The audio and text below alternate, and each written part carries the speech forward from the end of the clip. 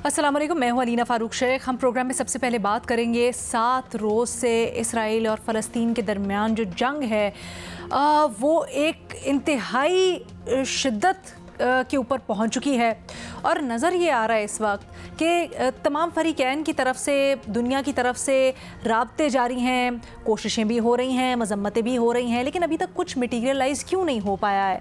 सूरत हाल यहाँ तक पहुँच गई है कि 7 रोज़ के दौरान इस जंग की नज़र फ़लस्तीन के 1500 से ज़ायद अफराद हो चुके हैं जो कि जाम बहक हो गए हैं। इसराइल के 1300 से ज़ायद हलाक हो चुके हैं। इसमें बच्चे, बूढ़े, ख़वातीन सब शामिल हैं।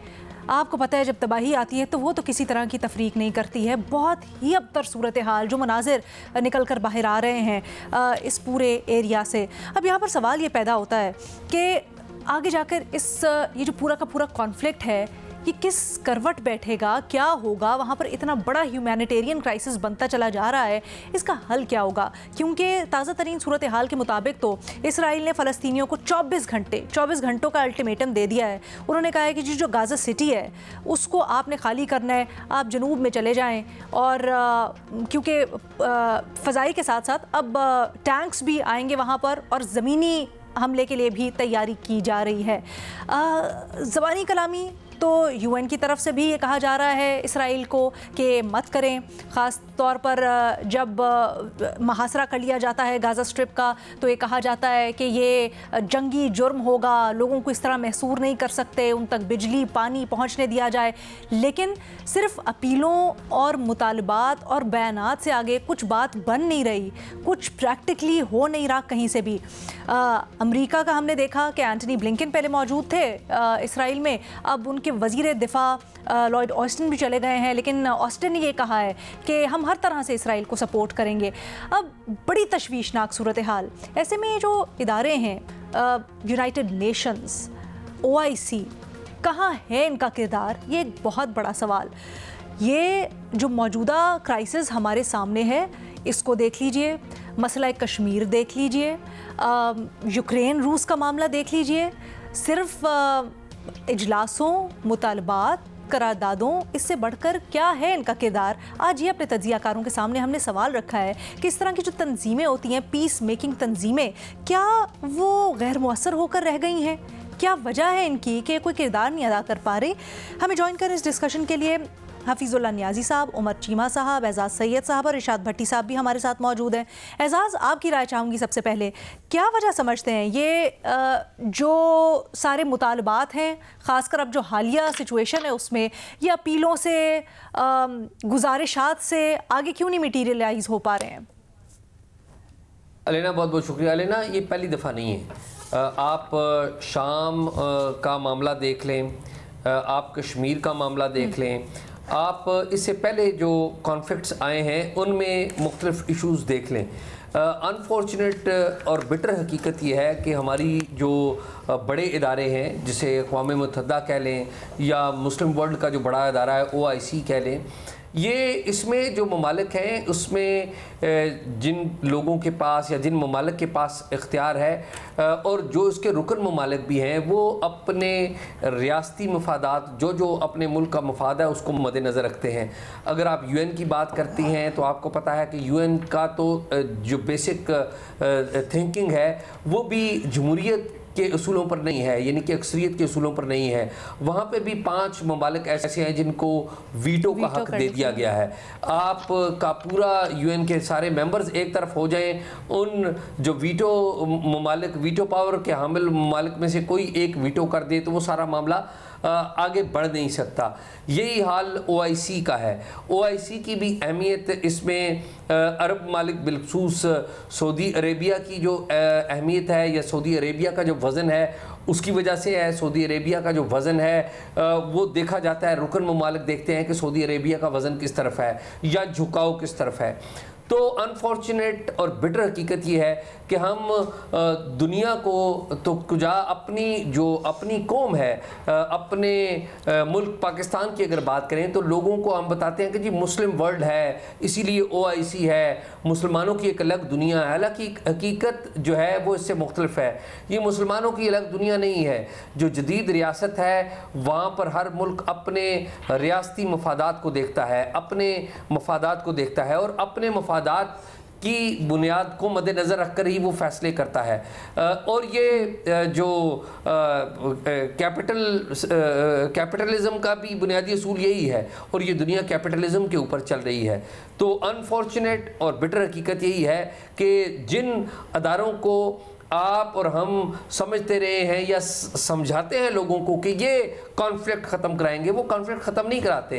ये वर्ल्ड पावर्स होती हैं और आज के दिन जब मशरक़ वस्ता में ये ताज़ा हालात पैदा हुए हैं इसराइल और फ़लस्तीन के दरमियान, तो उस वक्त भी आपको पता है कि एक चेंजिंग वर्ल्ड इन्वायरमेंट है जिसमें दुनिया के मुख्तलिफ ममालिक नए नए इत्तेहाद बना रहे हैं, नई जिसे कहते हैं नई दोस्तियां हो रही हैं।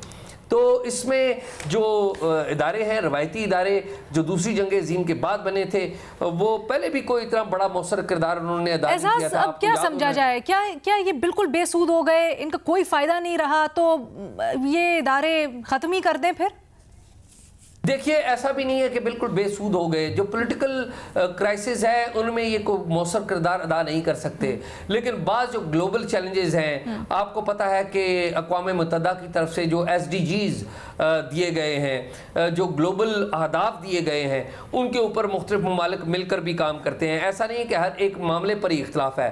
पॉलिटिकल मामलात के ऊपर जहाँ पर रियासती मफादात का टकराव है वहाँ पर बिल्कुल इख्तलाफ होता है, लेकिन वहाँ पर कुछ जो कॉमन गोल्स हैं, मिसाल के तौर पे क्लाइमेट एक कॉमन चैलेंज है, और साथ ही साथ जो दीगर इश्यूज़ हैं जो कॉमन चैलेंजेस हैं, एजुकेशन हो गई, पावर्टी हो गई, फिर इसी तरह के जो दीगर मसाइल हैं उनमें ये मिलके भी बैठते हैं। लेकिन जब आता है मफाद का मामला, जब आता है रियासतों के अपने माशी मामलात का मामला, तो फिर फैसले जो है ये अदारे नहीं कर पाते। नहीं, लेकिन यही तो असल टेस्ट ना हुआ न्याय साहब इन इदारों का।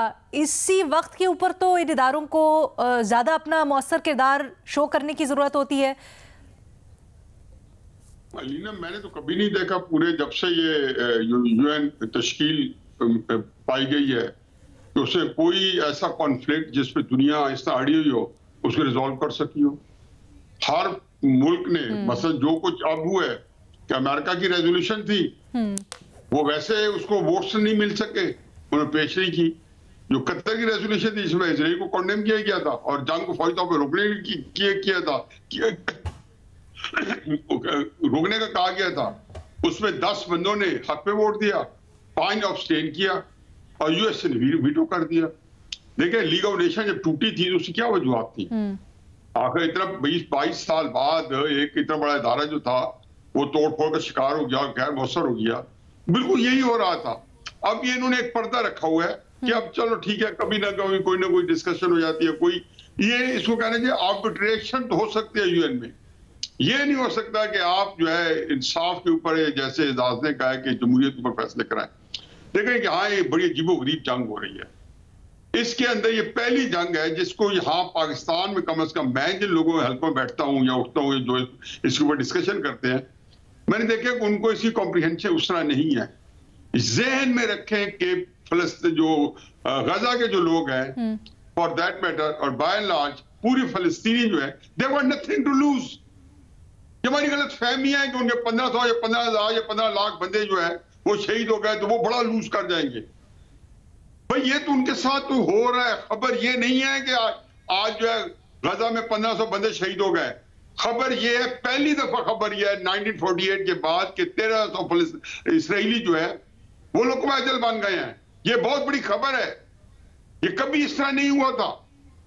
और ये जो ऑपरेशन अलक्सा फ्लड है या ऑपरेशन अलक्सा तूफान है, ये ऑपरेशन जो है जो उनके अलकासम ब्रिगेड ने किया है, ये हकीकत है कि आप हैरान रहे कि इसके बारे में अब वो साफ पता चल रहा है कि किसी को नहीं, या US मीडिया कह रहा है, कहते हैं ये हमास को भी नहीं पता था।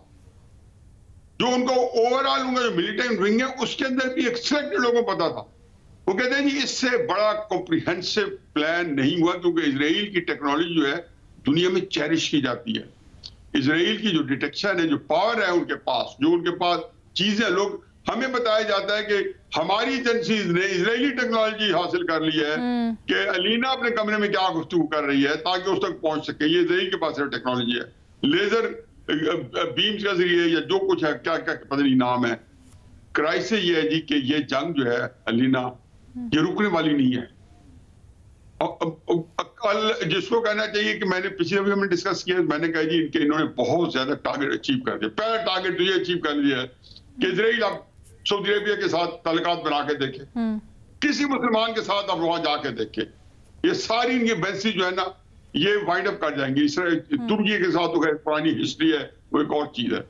दूसरी बात यह है कि इनको जितनी सपोर्ट, जिस तरीके से इजराइल ने अपना सरसू बढ़ा लिया था, उस लिहाज से देखा जाए तो हकीकत यह है कि मेरे अपनी कैलकुलेशन के मुताबिक बहुत ज्यादा सपोर्ट इन्होंने इकट्ठी कर ली है, लेकिन अभी नहीं आई। अभी जितना उन पे जुल्म होगा, हमारी मस्जिदों में हर मस्जिद के अंदर अब दुआएं शुरू हो गई हैं। देखो ये ऑप्टिक्स होते हैं, जैसे एजाज कह रहे थे किसी और मामले में कि आप एक मुल्क को एक ग्रिप में ले लिया।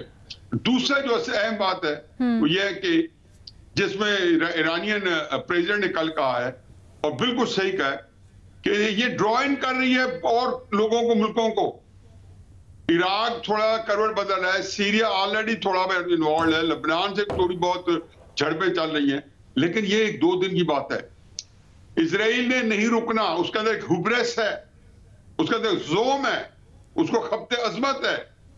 और ये जो वेस्टर्न कंट्रीज है ये कुछ भी नहीं है, ये इस वक्त इनकैपेसिटेटेड है। इनका सारा निजाम जो है ये पिछले 100 साल में ये ऐसी बुनती हुई है, या 150 साल में या 125 साल में, कि उसके अंदर इजराइल के ऊपर ये समहाउ ये एक मुकद्दस है। मतलब डॉक्टर सरार, मैं जिन्नी बात है, डॉक्टर सरार की जो आम कुरान की तफसीरें हैं यहूदियों के बारे में, उसमें बैन हो गया है। तो क्राइसिस ये है कि इस वक्त तो वो बेचारे इनकैपेसिटेटेड है, वेस्टर्न कंट्रीज है, यूएन के अंदर उनका इन्फ्लुएंस है।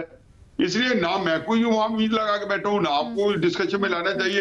डिस्कशन ये होनी चाहिए कि आया ये कॉन्सिक्वेंसेस निकालेगी, उनके लिए तंग आमद जंग आमद है, और ये they've got nothing to lose, Israeli has got everything to lose.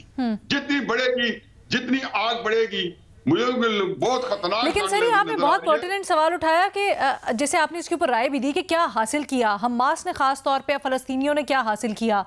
मैं इसको आगे ले जाकर डिबेट का हिस्सा भी बनाऊंगी और बल्कि सबको इसमें शामिल करना चाहूँगी, क्योंकि एक बड़ा पर्टिनेंट क्वेश्चन है। मेरे जहन में सवाल आता है कि क्या ये कहना अभी कबल अज़ वक्त नहीं होगा? क्या ऐसा खदशा तो नहीं है, जैसे अभी भी 24 घंटे का अल्टीमेटम दिया हुआ है कि बिल्कुल ही फ़लस्तीनियों को साइडलाइन कर दिया जाए और जितना इलाका उनके पास था वो भी उससे महरूम हो जाए, छोटी मोटी जो जगह बची थी इस ऑपरेशन की आड़ में। उमर, लेकिन आपका कॉमेंट सबसे पहले मैं शामिल करूँगी। कमिंग बैक टू हमारा बुनियादी सवाल, कहिएगा क्या फिर हैसियत रह जाती है इन जो ये बॉडीज़ हैं, यूएन, ओआईसी, क्या मॉडर्न वर्ल्ड में आप समझते हैं नहीं इनकी गुंजाइश रही? और फिर सवाल ये भी आता है कि अगर ऐसा है तो कॉन्फ्लिक्ट रेजोल्यूशन कैसे हो? अलीना, हमारे एक वज़ीर-ए-आज़म थे, उनका नाम था हुसैन शहीद सोहरवर्दी। अच्छा, हुसैन शहीद सोहरवर्दी जो है वो ज़्यादा एक तसव्वुर किया जाता था उनके बारे में कि वो एक मगरब के साथ ज़्यादा लगाव रखते हैं या कोई अपने मसाइल के हल के लिए उधर देखते हैं। तो उन पर ये इतराज़ अक्सर आता था कि आप मुस्लिम उम्मा की तरफ क्यों नहीं देखते? मुस्लिम ममालिक अगर एक हो जाएं, जिस तरह हम एक बड़ा अक्सर बात करते रहते हैं जी कि हम अगर इकट्ठे हो जाएं तो कोई हमारा बाल भी भीखा नहीं कर सकता। तो सोहरवर्दी साहब से किसी ने ये सवाल किया कि आप ओवरऑल जो मुस्लिम ब्लॉक की तरफ के, अगर इनकी तरफ, उन्होंने कहा जी कि ये सारे ममालिक जो है ना, मुस्लिम ममालिक, ये आप समझें कि ये 0 + 0 + 0 = 0 हैं, कि इनका ना कोई फ़ायदा है और ना नुकसान है। और इनसे हमें तवक्को लगाना कि अभी भी ये जो बात हो रही थी कि ओआईसी का इजलास हो रहा है, ओआईसी का इजलास हो भी तो उसमें ज़्यादातर ये हो सकता है कि हम सारे एक मौक़िफ़ ले लें कि इज़राइल की मज़म्मत कर दें या ओवरऑल फ़लस्तीन के मसले की हल की बात कर दें। ताकत इनके पास नहीं है, और ताकत जो है वो तवाज़ुन तय करती है, वो तय करती है कि फ़ैसला किसके हक़ में होना है। मुझे याद है अबुल कलाम आज़ाद ने, उनका एक मशहूर, उन्होंने एक दफ़ा बात की थी, उन्होंने कहा कि ताकत जो है ना वो कभी कमज़ोरी के साथ इंसाफ नहीं करती। कमज़ोरी जिस अदल का तकाजा करे वो रहम होता है, वो इंसाफ नहीं होता। ताकत जो होती है ना, जो इंसाफ होता है वो आप अपने बल बोते पर लेते हैं। अब यह है कि ताकत है किनके पास? जो ताकत है वो मगरबी ममालिक के पास है। इजराइल जो है उनका एक फेवरेट चाइल्ड है, और उन्होंने कोई ऐसा भी नहीं है कि कोई इजराइल के साथ उन्होंने कोई कसम खाई हुई है कि उससे मोहब्बत करनी है या गैर मशरूत मोहब्बत है। उनके अपने मुफादात की गेम है। अगर आप यहूदियों का देख लें, यहूदी जो हैं इनको अमेरिका में अपना आप मनवाने में बड़ा टाइम लगा, और ये एक टाइम था कि जब इनके लिए कोटा था उधर की यूनिवर्सिटीज़ में कि इतने से ज़्यादा हमने यहूदी नहीं रखने। और फिर यह है कि उन्होंने, चूंकि उनके जो बच्चे हैं वो एलीट कॉलेज की बजाय एक मिड रैंकिंग कॉलेज में जाना शुरू हो गए, और उधर की रैंकिंग इंप्रूव होना शुरू होगी। इस तरीके से उन्होंने कोटा तड़वाया था। उधर तो पहले ये जो उन्होंने कोई म्यूजियम वगैरह बनाए थे, हॉलोकॉस्ट म्यूजियम, ये नहीं बनते थे, इस पर भी बड़ी मुज़ामत थी। तो लिहाजा एक तरफ यह है कि उनके हमारे पास एक तरफ उन्होंने अपने आप को जिस तरह ताकत के तौर पर मनवाया, अपने आप को रेलिवेंट किया है, इससे हमें सबक भी सीखना चाहिए। और जिस तरीके से उन्होंने उनके साथ जो जर्मनी में हुआ, वो अब इधर इजराइल वालों के साथ, जो फलस्तीनियों के साथ कर रहे हैं। जर्मनी में तो फिर भी जो उनके साथ हुआ वो बड़ा छुप छुपा के कर रहे थे, इन्होंने तो खुल के कर रहे हैं। ठीक है। और ये जो बात आती है कि ये जो जमहूरियत जो है ना, जमहूरियत एक ओवरऑल एक परफेक्ट सिस्टम नहीं है। जिस तरह हम यूएन की बात कर रहे थे कि यूएन का हम जब इस तरह के इश्यूज पर देखते हैं तो ये उनके लिए एक इम्तिहान होता है, और अक़वाम मुत्तहिदा अक्सर इस इम्तिहान में नाकाम हो जाता है। अगर ये मामला जिधर अमेरिका का इंटरेस्ट होगा, जिधर कोई बाकी जो वेस्टर्न कंट्रीज है उनका इंटरेस्ट होगा, जिनके पास वीटो पावर है, वो उनकी फेवर में चला जाता है। अगर इधर जो है, चूंकि चाइना और रशिया जो है, हालांकि वो भी कोई इंसाफ के लंबरदार नहीं है, लेकिन चूंकि उनके सियासी मुफादात जो हैं वो अमेरिका के साथ उनका एक तसादम है, तो वो दूसरी साइड पे जाएंगे भी, तो फिर भी उनका वीटो का पावर जो वोट है वो 2 रह जाएंगे, बाकी जो 3 है वो इजराइल के फेवर में चले जाते हैं। बिल्कुल सही है। नहीं तो उसकी वजह से यानी कि मेरा ख्याल है कि हमें को बहुत ज्यादा इनसे तवक्कुआत नहीं करनी चाहिए। ओवरऑल ये जो एक राय आमा का प्रेशर है वो इजराइल पर ज्यादा असरअंदाज होगा।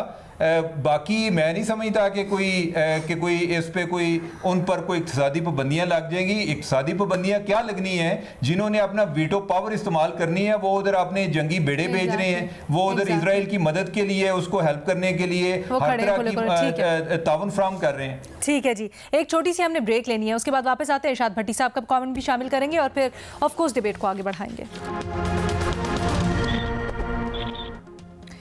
इसराइल फ़लस्तीन जंग की हम बात कर रहे हैं, और ख़ासकर इस तरह के मौक़ों के ऊपर जहाँ पर कॉन्फ्लिक्ट रेजोल्यूशन चाहिए होती है, किसी को किरदार अदा करना होता है। यूएन जैसे इदारे, OIC जैसे इदारे, उनका किरदार कहाँ तक रेलिवेंट रहा है, क्यों ये किरदार खुलकर सामने नहीं आता है इन मौक़ों के ऊपर, इसके ऊपर हमारी डिबेट जारी है। एंड ऑफ कोर्स सिचुएशन को हम होलिस्टिकली भी एनालाइज कर रहे हैं। इरशाद भट्टी साहब, सबसे पहले बुनियादी सवाल के ऊपर आपका कमेंट रहता है, उसके ऊपर कहिएगा, क्या समझते हैं, क्या सिर्फ ये जो तंजीमें हैं ये एक शो एंड पॉम्प के लिए रह गई हैं, एक अलामती तौर पर रह गई हैं, क्योंकि नज़र तो नहीं आता इनका अमली तौर पर कोई किरदार? वजह क्या है इसकी? मैडम शेख, सबसे पहले तो वही बात जो आपने की कि 8वां दिन है, लाखों बेगुनाह मासूम फ़लस्तीनी बेयारो मददगार पड़े हैं। 10% गाज़ा जो है वो कब्रिस्तान में बदल चुका है। लाशें उठाने वाला कोई नहीं, लाशें दफनाने वाला कोई नहीं, ज़ख्मियों को अस्पताल पहुंचाने वाला कोई नहीं, मलबे में दबे हुओं को बचाने वाला कोई नहीं, ना खुराक, ना पानी, ना छत। हर 30 सेकंड बाद बमबारी, और 3 लाख की जो फ़ौज है वो तैयार खड़ी है ज़मीनी ऑपरेशन के लिए। और जब वो ज़मीनी ऑपरेशन होगा तो उसमें आप अंदाज़ा कर सकते हैं कि क्या होगा। मैडम शेख, आपने OIC का जिक्र किया। OIC कश्मीर, OIC फ़लस्तीन, OIC मुस्लिम दुनिया, OIC कोई गरीब मुल्क, OIC, ये बस देखते ही रहते हैं। OIC मैडम शेख, ये ताकतवरों की दुनिया है, ये मफादात की दुनिया है, ये अमेरिका, इसराइल, रूस, चीन, मतलब बड़ी मईशतों वालों की दुनिया है। यहाँ कहाँ बेबस कश्मीरियों को लेकर आप बैठ गए, यहाँ कहाँ बेयारो मददगार गाजा वालों को लेकर बैठ गए, यहाँ कहाँ बेकस फ़लस्तीनियों को लेकर बैठ गए। मैडम शेख, अक़वाम मुत्तहिदा, आलमी तंजीमें या ये मुनाफ़क़त से भरे दोरे मयार वाले ये मुल्क, ये तो तब किरदार अदा करते कि अगर ये गैर जानबदार ही कम अज़ कम होते। ये तो फरीक हैं, ये तो एक पार्टी के साथ खड़े हैं। मैडम शेख, जब भी कोई मसला आता है जहां किसी गरीब का मामला आता है और दूसरी तरफ कोई ताकतवर होता है, अक़वाम मुत्तहिदा गैर मुअस्सर, आलमी तंजीमें गैर मुअस्सर, मुस्लिम उम्मा गैर मुअस्सर, आलमी ज़मीर गैर मुअस्सर। मैडम शेख, एक तरफ आप अंदाजा करें कि बाइडन लम्हा बेलम्हा वो खुद कह रहा है मैं चट्टान की तरह खड़ा हूं इसराइल के साथ, अमरीकी वजीर खारजा इसराइल में, अमरीकी वजीर दिफा इसराइल में, बरतानिया यूरोप के नुमाइंदे इसराइल में, दूसरी तरफ 57 मुल्क, मुस्लिम मुल्क, बेपनाह वसाइल, 1.25 अरब के करीब तादाद, मुलाकातें, बयानात, अपीलें, गुजारशात, आनियाँ जानियाँ और जाली किस्म की तस्वीरें और टेलीफोन कॉलें अमली तौर पर 0/0। मैडम शेख, कोई मुस्लिम रहनुमा तो आप लगाना छोड़ दीजिए, रहनुमा तो कोई रह कोई नहीं गया, लेकिन कोई मुस्लिम जो बड़ा है वो पहुंचा है कश्मीर और फ़लस्तीन, पहुंचा है, कभी कोई इर्द गिर्द भी आया हो, कोई उसने कोई अमली तौर पे कोई एक कदम भी उठाया हो। मैडम शेख, अब सवाल ये पैदा होता है कि आप अगर कुछ नहीं कर सकते, और आज मैं अपने पाकिस्तानियों को और तमाम मुसलमानों को जो सुनते हैं उनको कहना चाहता हूं कि इसराइल का बाइकाट करें, और ये जो यहूदी सारी बड़ी बड़ी कंपनियां हैं, उनकी मसनूआत हैं, उनकी अशिया हैं, कम अज़ कम उनका ही बाइकाट कर लें। कई फूड चेनें जो हमारी फेवरेट खुराकें हैं वो इस वक्त इसराइली फौजियों को खाने पहुंचा रही हैं, और बाकी यानी इन सारों का तिजारती बाइकाट करें, इन चीज़ों को मत खरीदें, कम अज़ कम ईमान की तीसरी किस्म ही रखें। आप कुछ नहीं कर सकते, दुआएं कर सकते हैं, और इसके साथ यही कर सकते हैं कि कम अज़ कम इन चीज़ों का बाइकाट करें जो जुड़ी हुई हैं उस फरीक से जिसने तबाह बर्बाद कर दिया है पूरी दुनिया को, जिसने इराक को तबाह बर्बाद कर दिया, लीबिया को तबाह बर्बाद कर दिया, शाम को तबाह बर्बाद कर दिया। से तो फिर आपको हर चीज का ही बॉयकॉट करना पड़ेगा, क्योंकि माजरत के साथ मॉडर्न दुनिया में मैडम शेख कोई आपके टूथपेस्ट से लेके आपके साबुन और शैम्पू तक हर चीज ही बाहर से आती है। मैडम शेख, माजरत के साथ कहना पड़ रहा है, कितनी चीजों का बॉयकॉट करेंगे? सही कह रही हैं, आप सही कह रही हैं, लेकिन जहां तक हो सकता है वहां तक तो करें। और मैडम शेख, आखिरी बात, मुसलमान मुल्कों से, मुस्लिम उम्मा से इतना ही कहना है कि कम अज कम दवाइयां ही पहुंचा दे जालिमों, कम अज कम कोई राशन ही पहुंचा दो, कम अज कम लाशों को ही दफना दो, कम कोई। अच्छा, वैसे इस सिलसिले में तो भट्टी साहब इस सिलसिले में तो किया जा रहा है, ना सिर्फ जो नेबरिंग ममालिक है उनकी तरफ से मदद की जा रही है, बल्कि यूएन भी शेल्टर्स लगाए हुए हैं, वहाँ पे कैंप्स भी। लेकिन मसला ये है कि वहाँ पर काफ़ी हद तक एक तो अंदर जा नहीं पा रहे हैं, इसराइल ने इतना बुरा मुहासरा किया हुआ है, दूसरा जो लोग अंदर हैं उनके पास भी लिमिटेड रिसोर्सेज है, ऊपर से बमबारी हो रही है उनके ऊपर। जो कैंप्स वहाँ पर बनाए हुए हैं, जो रिपोर्ट्स हमें मिल रही हैं, उनके ऊपर बमबारी हो रही है। अच्छा, हम लोग अभी बात कर रहे थे यहाँ पर कि जो हमास ने अटैक किया, न्यायी साहब की एक यहाँ पर राय थी कि फ़लस्तीनियों के पास they have nothing to lose, तो जो सऊदिया इसराइल को एक्सेप्ट करने की पोजीशन में था, आहिस्ता आहिस्ता इस्लामी ममालिक के ऊपर उसका असर होना था। तो ये एक तरह से हमास या फ़लस्तीनियों के लिए इसको फ़तह कहा जा सकता है, फ़तह नहीं तो कम अज़ कम ये कहा जा सकता है कि एक उन्होंने कुछ हासिल किया अपने लिए। एजाज़, क्या ये कहना अभी दुरुस्त होगा या आपके ख्याल में कबल अज़ वक्त है? मेरा ये ख्याल है कि अगर कास्ट बेनिफिट का एनालिसिस किया जाए तो बहुत सारी जानें इसमें ज़ाया हुई हैं, और इसमें जानें इसराइल की तरफ भी ज़ाया हुई हैं, इनोसेंट जानें उधर भी थी और इनोसेंट जानें इधर भी थी।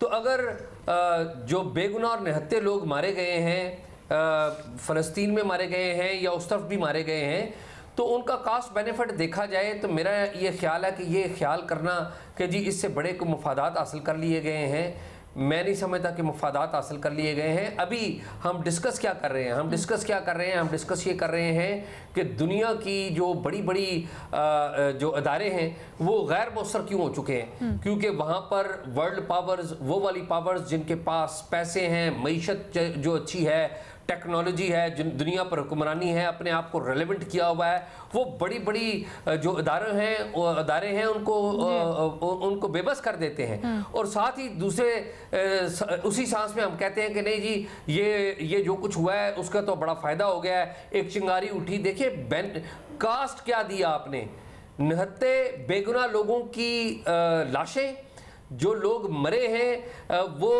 उन लोगों की क्या कोई कीमत अदा हो सकती है? सिर्फ इस वजह, सिर्फ एक बात ज़रूर आपने हासिल की है कि आपने इंटरनेशनल मीडिया में ये बातें उठाई हैं। जो मुस्लिम ममालिक हैं उन्होंने इस कॉन्फ्लिक्ट को अपने एंगल से पेश किया है, और जो मगरबी ममालिक का मीडिया है उसने इस कॉन्फ्लिक्ट को अपने एंगल से पेश किया है। तो इसको इंडिपेंडेंटली तो मीडिया में भी नहीं उठाया जा सका, ना मुस्लिम ममालिक में इस मामले को मीडिया ने इंडिपेंडेंटली देखा है, ना इंटरनेशनली इसको देखा गया है। तो इशू ये है कि मेरे ख्याल में ये बड़ी जज्बाती गुफ्तगू है कि देखें जी हमने मामला उठा लिया। असल बात क्या है कि क्या इस तनाज़े के बाद OIC उठ के आ गई और आके उसने इस मसले को हल कराने के लिए कह दिया कि हम मुस्लिम ममालिक अपने तही नहीं, लेकिन कोई बड़ी पावर को गेज क्यों नहीं कर पाए? जैसे चाइना, रशिया, इन लोगों को उस तरह से अपनी सपोर्ट में क्यों नहीं खड़ा कर पाए जैसे अमेरिका बगैर किसी हिचकिचाहट के इसराइल के साथ खड़ा है? देखिए बात यह है कि जब छोटे लेवल पर इस तरह की प्लानिंग की जाती है अपने सियासी मफादात को आगे लाने के लिए, तो उस वक्त मेरा जहाँ तक ख्याल है जो इंटरनेशनल सिनेरियो है या डिप्लोमेसी के जो हकायक हैं उनसे अक्सर इस तरह के लोगों को आगाही नहीं होती। वो यही समझते हैं कि हम इस तरह का एक कॉन्फ्लिक्ट खड़ा करके इंटरनेशनल लेवल पे अपने इश्यूज को आगे ले आएंगे। लेकिन मेरा ये ख्याल है कि ऐसे जो वायलेंस को इस्तेमाल करने वाले लोग होते हैं उनमें एक चीज की कमी होती है, वो ये बात नहीं जान पाते कि जब भी वायलेंस होता है दुनिया के किसी भी खित्ते में हो तो बैनुल-अक़वामी कुव्वतें उसमें अपने मफादात को इस्तेमाल करती हैं, अपने मफादात लेकर कूदती हैं और अपने मफादात के तहत ही फैसले करती हैं। ओके, न्यायी साहब आप पहले भी कुछ ऐड करना चाह रहे थे और जो आपने आर्ग्यूमेंट बिल्डअप किया था सर उसके ऊपर भी कहिएगा। मेरा ख्याल है वो तो मैं एस्टैब्लिश हो गया आर्गुमेंट। मैंने बताया कि जी सऊदी अरेबिया का और इसराइल का लास्ट ने भी कहा था कि सफारती तल्लुकात नहीं बन पाएंगे, तो उन्हें बन पाए हैं। और आप मजीद पे देखेंगे वो ऑलरेडी एस्टैब्लिश हो गया है कि इसराइल की जो इन रोड्स हैं जो बन रही थी, एक नोम सिटी बना रहा था सऊदी अरेबिया के अंदर, वो सारी की सारी जो है जेपर्डी में चली गई है। मुझे 3-4 बातें करनी है क्योंकि यहाँ बड़ी अहम बातें की हमारी जो नौजवान है, मैं इनका बड़ा मुतरफ हूँ, चीमा साहब का भी, एजाज का भी। पहली बात ये जहन में रखे, मेक नो मिस्टेक के जो वेस्ट की इजराइल के साथ रिलेशन है, खसूसन अमेरिका का, यूके का, फ्रांस का, गैर मशरूत मोहब्बत है, पीरियड। मैं ये बहस में नहीं पढ़ना चाहता। दूसरी बात यह है कि 2 जंगें हमने होते होते बचते देखी हैं, आलमी जंगें, एक साउथ चाइना सी के अंदर और दूसरा हमने सीरिया के अंदर। किस करो फर के साथ अमेरिका वहां आ गया था और किस करो फर से उन्होंने जिसको ऐलान किया था, कांग्रेस से रेजोल्यूशन पास हो गई लिबिया के लिए भी, सीरिया के लिए भी, और इस दंदनाता फिर रहा था। उसको चेकमेट किसने दिया था? क्या सीरिया ने दे दिया था? वहां तो सारे जो डगन कर गए थे, ईरान बेचारा थोड़ा बहुत लड़ रहा था, तो किस लिए वो जंग खत्म हुई? कहां गई वो जंग? क्योंकि रूस जो है फुल फ्लेज वहां गया था। फिर पुतिन ने क्या कहा था कुछ दिनों बाद, कुछ महीनों बाद? उसने कहा ये न्यूक्लियर वॉर बच गई है। यही हाल साउथ चाइना सी में हुआ। आप देखा कभी आपने सुना है कि साउथ चाइना सी में कोई गड़बड़ हो रही है? इसलिए गड़बड़ नहीं हो रही कि वहां चाइना ने जो किया, जहां पे अमेरिका को वहां पे जो है पीछे हटना होता है, वहां पे उसके बाद वो उसको ऐसा रखते हैं कि ज्यादा शोर शराबा ना हो। मैं डिटेल में किसी में नहीं जाना चाहता हूं। अब आ जाए हुसैन शहीद सोहरवर्दी साहब की। हुसैन शहीद सोहरवर्दी मेरे ख्याल में अक्टूबर पहले हफ्ते में 1956 में पाकिस्तान के वज़ीर आज़म बने। 29 नवंबर को जमाल अब्दुल नासिर ने, मिस्र ने स्वेज कनाल कंपनी को नेशनलाइज कर लिया। इसको ओन कर देते बरतानिया वाले, लेकिन इजराइल को इसका सबसे ज्यादा नुकसान हुआ। ये गजा के करीब से गुजरती है, ये बड़ी इंपॉर्टेंट। गजा कोई आम चीज नहीं है, जैसे हम समझे कि एक छिपकली की दुम है इसराइल की पूरे मुल्क में और उसका दुम का हिस्सा है। जब किया, पाकिस्तान का शर्मनाक किरदार था और सिर्फ उसका जिम्मेदार हुसैन शहीद सोहरावर्दी थे। उससे पहले उसके बाद आज तक किसी पॉलिटिकल गवर्नमेंट ने अमेरिका के आगे इस तरह सर नहीं टेका या वेस्ट के आगे नहीं टेका जो हुसैन शहीद सोहरावर्दी की है। बाकी फौजी आमिर करते रहे। क्या हुआ, हमने जाके जहां पे इसराइल ने हमला किया, सेकंड जो क्या कहते हैं अरब इसराइल वॉर के, और फ्रांस और बरतानिया ने हमला कर दिया, जिसको कहना चाहिए कि तकलीफ दे शिकस्त हुई। स्वेज कनाल को उन्होंने जब किया तो जमाल नासिर को उनका ख्याल है कि गो में लेफ्ट का आदमी है, उसमें भी क्या आ गया, जब अमेरिका आया तो रशिया भी आ गया। इसलिए मेरे भाइयों बात ये नहीं है कि इसमें कोई आएगा नहीं आएगा। आप दुनिया के जो जियो पॉलिटिक्स है उसके अंदर कोई बंदा तमाशाई बन के नहीं बैठ सकता। ना सीरिया में बैठे थे, ना ये रेल में बैठेंगे। कोई अरबों पे ना मैं रिलाई कर रहा हूँ, ना हम OIC पे कर रहे हैं, या OIC हो या आई डोंट सी हो। बात ये कि ये सारी बातें इररेलेवेंट है। इस वक्त जो चीज है उसमें सारे वॉच कर रहे हैं। इसमें मैं बता रहा हूँ कि रूस भी आएगा, इसमें चीन भी आएगा, इसमें अमेरिका भी आएगा। अमेरिका ने बैरी बेड़ा भेजा है। ये कब से इस मुसीबत में है? हमने क्यों ये भूल जाते हैं कि फलस्तीनी पहली दफा 1500 बंदे नहीं मार रहे हैं। ये 1948 से लेके आज तक एक तसलसल के साथ ये लोग मर रहे हैं। लेकिन हमारा मसला ये है कि हम ये समझते हैं कि ये कोई आम जंग हो रही है। ये वो है कि तंग आमद बजांग आमद है। ओके न्याय साहब आपका पॉइंट ठीक है। न्याय साहब आपका पॉइंट आ गया। उमर को जवाब का मौका भी दीजिएगा और फिर आगे हम वो जो दूसरा पॉइंट था उसको भी कंटिन्यू करते हैं। उमर, अगर आप न्याय साहब की बात का जवाब देना चाहें ऑफ कोर्स, और फिर ये भी कि क्या इस बात का तयन करने के लिए कबल अज़ वक्त नहीं होगा करना? न्याय साहब प्लीज जल्दी, न्याय साहब टाइम खत्म हो गया जी। उमर जो फेडरल रिजर्व बैंक है अमेरिका का जी, ये अमेरिका की ओनरशिप नहीं है, ये प्राइवेट ओनरशिप यहूदियों के पास है और इसके वाहिद बैंक है जिसमें अथॉरिटी है डॉलर प्रिंट करने की। बाकी मैं कुछ नहीं कहता हूँ, आपसे लोग बड़े समझदार हैं, समझ सकते हैं कि डॉलर करेंसी इस वक्त दुनिया की यहूदी कंट्रोल करे। इसके दाने में सिफर है क्या सारी चीज के जो हम देख रहे हैं सामने। सर मेरा ख्याल है उमर ने उसका पस मंजर भी बताया था कि किस तरह से उन्होंने अपनी पोजीशन सिक्योर की। बहरहाल I let Omar respond to that. Omar, Alina आप ये देखें कि आप समझें कि जैसे आप UN की सेक्रेटरी जनरल हैं और आपसे न्याजी साहब जो है ज़बरदस्ती टाइम ले जाते हैं, ठीक है, तो ये इंटरनेशनल सीन यही चल रहा है। क्या ज़बरदस्त मिसाल दी है। हाँ, तो ताकत जो है ताकत कमज़ोरी के साथ इंसाफ नहीं करती, ये बात पहले की थी। अच्छा, जो न्याजी साहब बात कर रहे हैं, मेरा पॉइंट ये था कि जो हुसैन शहीद सोहरावर्दी हैं उनकी क्या अप्रोच थी, और ये वक्त ने वैसे साबित किया है कि हमने कोई ऐसा एज अ ब्लॉक या जिस तरह मुस्लिम उम्मा की बात करते हैं हम अपने आप को इतना इन्फ्लुएंशियल नहीं कर पाए। अब ये देखें कि जो यहूदी लोग हैं ये मेरे ख्याल दुनिया की आबादी का शायद 1% से भी कम है, ठीक है, और जो अगर नोबेल प्राइज में आप उनका हिस्सा देख लें ना तो 22% है। हमारा कितना बनता है, ठीक है, हमारा नहीं बनता। ये एक पहलू है इसका। दूसरा इन्हीं के जब तक हम अपने आप को इम्प्रूव नहीं करेंगे, हमारी सिर्फ बातों से या ये है कि कोई दुआओं से मसला सिर्फ हल नहीं होगा। वो कहते हैं कि ग्लोबल इकोनॉमी को देख लें, मेजर ग्लोबल इकोनॉमी वही लोग कंट्रोल करते हैं। अच्छा मुझे पाकिस्तान को या डिस्कस कर रहे हैं, हम एक इस चीन को डिस्कस कर रहे हैं कि ये किधर जा रहा है, इसमें तो पाकिस्तान ये मैटर नहीं करती। न्याय साहब मेरे ख्याल है कि न्याय साहब आपका पॉइंट ठीक है, बाकी जो दूसरा आपका पॉइंट है मैं उससे एग्री करता हूँ। अगर ये ऐसी बात नहीं है कि हमास ने जब अटैक किया तो उनके ज़हन में था कि OIC ने आके हमारी हेल्प कर लेनी है, या उनके ज़हन में था कि यूनाइटेड नेशन हमारी हेल्प करेगी, या उनको कोई गलतफहमी थी कि अमेरिका ने किसकी साइड लेनी है। ये सारी बातें क्लियर थी। अनफॉर्चुनेटली वो जो बच्चे हैं ना फ़लस्तीन के, वो जनरेशन टू जनरेशन वो पैदा ही शहीद होने के लिए होते हैं। उधर कुछ और कारोबार है ही नहीं, और उधर उन्हें अपनी मौजूदगी का एहसास दिलवाने के लिए कि हम पैदा हुए थे, फिर भी कोई ना कोई उधर कोई ना कोई झड़प होती है तो दुनिया उधर तवज्जो देती है, वो मरते हैं तो कोई दुनिया उधर तवज्जो देती है, अदरवाइज लोग इसको बादर ही नहीं करते इस इशू को। ये एक ओवरऑल एक इंटरनेशनल कम्युनिटी के लिए एक बहुत बड़ा चैलेंज है। और जहाँ तक बात है यानी कि उनके लिए जिस गजा पट्टी में 70 से 80% लोग खते गुर्बत की लकीर से नीचे रह रहे हों, उन्होंने उधर क्या सोचना है, उनके लाइफ के बारे में क्या तासुरात होंगे। हम जब अपनी बात करते हैं तो हमारा भी ये होता है ना जी कि हम बात कर रहे होते हैं कि ये गुर्बत जो है ये इंतहा पसंदी फैलाती है। अलीना, इस पे ना एक इंटरनेशनल स्टडी आई है, एक बॉब डी पेप, वो कॉन्फ्लिक्ट पे काम करते हैं पाकिस्तान का केस छोड़ के। वो कहते हैं कि दुनिया में जिस जगह पर सुसाइड बम्बिंग हुई है उधर एक इशू आया और वो जमीन का इशू है।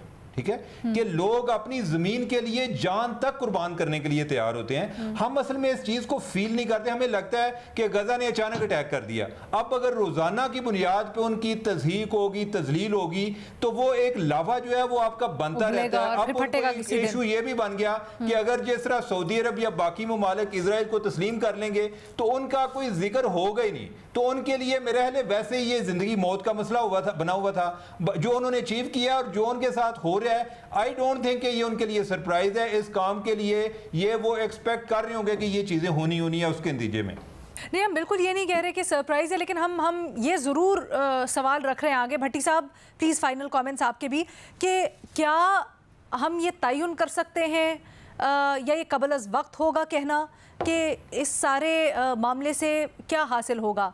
अगर फ़लस्तीनियों के लिए कोई जगह ही ना बची और बिल्कुल दरबदर हो गए तो फिर क्या हासिल हुआ? मैडम शेख, इसके तीन रुख हैं। एक है माजी, एक है हाल, एक है मुस्तकबिल। माजी में जो कुछ फ़लस्तीन भुगत रहे थे वो मेरे ख्याल से कोई इंसान उन हालात में नहीं रह सकता, और जिस तरह उनकी औरतों के साथ हो रहा था, बच्चों के साथ हो रहा था, बूढ़ों के साथ हो रहा था, जिस तरह उनके साथ जानवरों जैसा सलूक हो रहा था, ये जो सारा रद्द अमल है उसका है। और उसमें कोई हकूक़ उनको हासिल नहीं थे, कोई इंसानों को जो हकूक़ हासिल हैं, जो कम अज़ कम मगरब में, अमेरिका, बरतानिया, यूरोप में जानवरों को उनको हकूक़ हासिल हैं, वो लोग जो अपने कुत्तों के मरने पर, बिल्लियों के मरने पर जिनके आंसू निकल आते हैं, वो उन कुत्तों और बिल्लियों से भी बदतर लाइफ गुजार रहे थे हमारे भाई जो मुसलमान हैं। ये है उसका बैकग्राउंड, और उस बैकग्राउंड में आप देखें कि ये उनकी ज़मीन थी और उनको दर बदर कर दिया है, जेल में बंद कर दिया और लम्हा बेलम्हा सुकड़ रही थी। हाल देख लें, हाल में ये था हम सारे भूल चुके थे, सारे हैप्पी एंडिंग हो गई थी, और सारे अरब ममालिक जो हैं, जो इस वक्त हमारे काबा और मेंबर के मुहाफिज हैं, वो सारे इसराइल के साथ हाथ मिला रहे थे। और इस मुश्किल में उन्होंने अपने आप को कहा कि नहीं यार, ये ना करें खुदा के लिए, हमें भी सोचें मुस्तकबिल क्या होगा। मैडम शेख, मुस्तकबिल जो भी होगा वो उसी तरह का ही होगा जैसा उनका माजी है, क्योंकि उनके लिए किसी ने मदद नहीं करनी। लेकिन ये कम अज़ कम मुझे खुशी है, ये कम अज़ कम मुझे है कि उन्होंने जानवरों की तरह जिंदगियां गुजारते एक अपने आप को कहा है कि हम भी इंसान हैं, हमारी तरफ भी तवज्जो दें। वो कि मुस्तकबिल बहुत बुरा है, लेकिन बहरहाल। ओके, न्याय साहब कुछ ऐड करना चाह रहे हैं? बस दो फिक्र है कि एक तो ये कि they have got nothing to lose, मैं दोबारा दोहराता हूं। ठीक है सर, उनको खोने के लिए कुछ नहीं है। ये थोड़ा है कि आप पूरी दुनिया में आप उनका इशू डिस्कस हो रहा है, वगैरह तो गवर्नमेंट बन गया था ना, ये थोड़ी अचीवमेंट है। बट अब जो वहां पर खूनरेजी हो रही है, जो बेचारे लोग फंसे हुए हैं, आप क्या देखते हैं इसका मुस्तकबिल? ये बर्बरियत कब तक खत्म होगी? कैसे रिजॉल्व होगा ये सलूशन मसला? अलीना, हमने पहले भी इस पे बात की थी कि उधर फ़लस्तीन में दोनों मॉडल मौजूद हैं। सही, फतह वाले इजराइल के साथ कोऑपरेट करते हैं लेकिन उन्हें भी कुछ नहीं मिला, और फ़लस्तीन का मसला भी कहीं नज़र नहीं आता। दूसरी तरफ जो है अनफॉर्चुनेटली वो जो जिस तरह कहते हैं ना कि वेपन ऑफ वीक, जो टेररिज्म के हवाले से बात होती है, यानी कि मेरा नहीं ख्याल या सोचा नहीं था कि इस इशू पर हम बात कर रहे होंगे, लेकिन उधर मैं एक दफ़ा पढ़ रहा था एक फ़लस्तीन के हवाले से, उन्होंने कहा जी कि उधर किसी बच्चे की बलूगत की अलामत ये समझी जाती है कि जब तक वो कोई इजरायली फ़ौजी उसको उठा कर नहीं ले जाता या उस पर तशद्दुद नहीं करता, उन्हें लगता है जी ये बच्चा भी बालिग नहीं हुआ, कि वो शुरू से ही यानी कि उन्होंने इजराइल को देखा है और उसकी बर्बरियत को देखा है। अब यह है कि दूसरी तरफ जो है, एक तरफ तो हम इजराइल की बात इसकी बात कर रहे हैं, हमास की बात कर रहे थे कि हमास ने जो किया है, अब दूसरी तरफ है नेतन्याहू, वो भी परले दर्जे का इंतहा पसंद है और इतनी ज्यादा तकसीम उसने इजरायली मुआशरे के अंदर पैदा की हुई है कि ये भी पहली दफा देखने में आया है कि अक्सर लोग जो हैं वो उसके खिलाफ खड़े होते हैं, यानी कि इजराइल के अंदर से भी लोग उसके मुखालफत में खड़े होते हैं। उधर का जो एक न्यूज़पेपर है हारेट्स, वो इतना ज़्यादा उनके एडिटोरियल आ रहे होते हैं कि पता चलता है कि शायद ये अल जज़ीरा है, ये इजराइल का अखबार नहीं है। ठीक है जी, इसी के साथ हमारे प्रोग्राम का वक्त ख़त्म हुआ है। अपनी राय से हमें सोशल मीडिया के ऊपर आगाह कीजिएगा। अल्लाह हाफ़िज़।